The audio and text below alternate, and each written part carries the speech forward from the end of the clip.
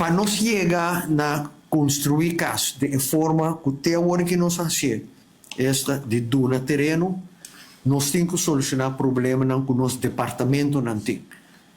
Mostura e que tem de gente não que tem 10 ou mais área guardado. Fedia minha minister é candidato de gente que está topando.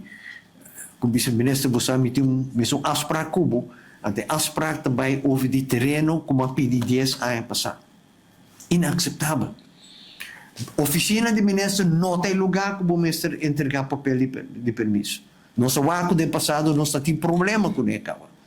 Oficina de ministro não está caminho.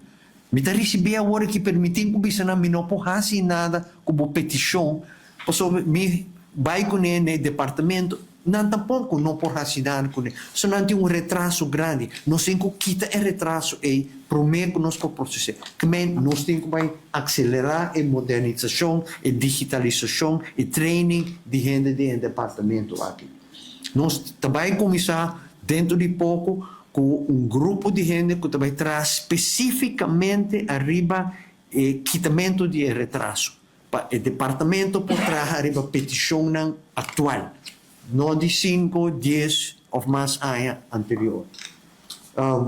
Também a modernização do departamento. Não, outro exemplo de negligência de muito largo com o nosso departamento. Nós temos um departamento que DLV que tem envelhecimento de gente assim grande que se nós não atuamos mais hora, agora aqui pari aia nos possível departamento. Então, é copy sério.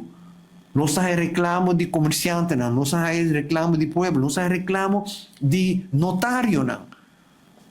O processamento de não petição não tarda muito.